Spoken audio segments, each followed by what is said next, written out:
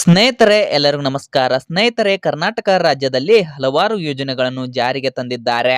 ಚುನಾವಣೆ ಮುಗಿದ ನಂತರ ಮೊದಲೇ ತಿಳಿಸಿದಂತೆ ಕಾಂಗ್ರೆಸ್ ಸರ್ಕಾರವು 5 ಗ್ಯಾರಂಟಿ ಯೋಜನೆಗಳನ್ನು ಜಾರಿಗೆ ತಂದಿತ್ತು.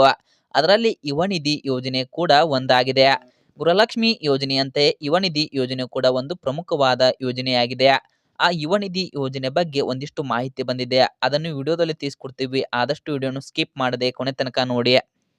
ಹಾಗೂ ಇನ್ನೂವರೆಗೂ ಯಾರು ನಮ್ಮ ಚಾನಲನ್ನು ಸಬ್ಸ್ಕ್ರೈಬ್ ಮಾಡಿಲ್ಲ ಅವರು ಸಬ್ಸ್ಕ್ರೈಬ್ ಮಾಡ್ಕೊಳ್ಳಿ. ಇದರಿಂದ ನಾವು ಹಾಕುವ ಹೊಸ ಹೊಸ ಅಪ್ಡೇಟ್ಗಳು ನಿಮಗೆ ನೋಟಿಫಿಕೇಶನ್ ಮೂಲಕ ಬಂದು ಬೇಗನೆ ತಲುಪ್ತವೆ.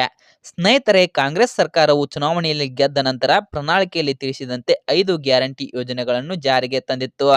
ಗೃಹಲಕ್ಷ್ಮಿ ಯೋಜನೆ, ಗೃಹಜ್ಯೋತಿ ಯೋಜನೆ, ಶಕ್ತಿ ಯೋಜನೆ, ಅನ್ನಭಾಗ್ಯ ಯೋಜನೆ ಮತ್ತು ಯುವನಿಧಿ ಯೋಜನೆಗಳು ಸೇರಿದಂತೆ ಒಟ್ಟು 5 ಗ್ಯಾರಂಟಿ ಯೋಜನೆಗಳನ್ನು ಸರ್ಕಾರ ಈಗಾಗಲೇ ಜಾರಿಗೆ ತಂದಿದೆ.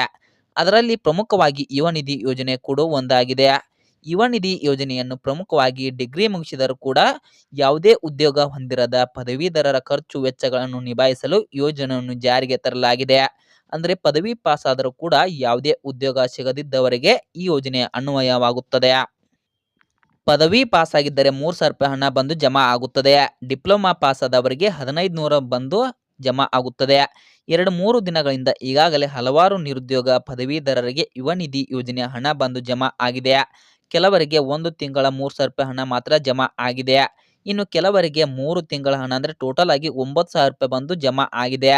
ಅಲ್ಲದೆ ಇನ್ನೂ ಯಾರಿಗೆ ಬಂದಿಲ್ಲ ಅವರಿಗೂ ಕೂಡ 2-3 ದಿನಗಳಲ್ಲಿ 2023ರಲ್ಲಿ ಪಾಸಾದ ಎಲ್ಲ ಪದವೀಧರರಿಗೂ ಕೂಡ ಯುವನಿಧಿ ಹಣ ಬಂದು ಜಮಾ ಆಗುತ್ತದೆ ಅಂತ ಮಾಹಿತಿ ಬಂದಿದೆ.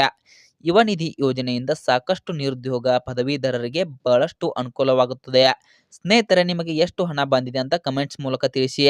ಸ್ನೇಹಿತರೆ, ಈ ಮಾಹಿತಿ ನಿಮಗೆ ಇಷ್ಟವಾಗಿದ್ದರೆ ಈ ವಿಡಿಯೋಗೊಂದು ಲೈಕ್ ಮಾಡಿ. ಇಂತಹ ಮತ್ತಷ್ಟು ಅಪ್ಡೇಟ್ಗಳಿಗಾಗಿ ದಯವಿಟ್ಟು ನಮ್ಮ ಚಾನಲನ್ನು ಸಬ್ಸ್ಕ್ರೈಬ್ ಮಾಡ್ಕೊಂಡು ಸಪೋರ್ಟ್ ಮಾಡಿ. ಲೈಕ್ ಮಾಡಿ, ಕಮೆಂಟ್ ಮಾಡಿ, ಹಾಗೆ ಶೇರ್ ಮಾಡಿ. ಮತ್ತೆ ಮುಂದಿನ ವಿಡಿಯೋದಲ್ಲಿ ಸಿಗೋಣ. ಅಲ್ಲಿಯವರೆಗೂ ಎಲ್ಲರಿಗೂ ಧನ್ಯವಾದಗಳು.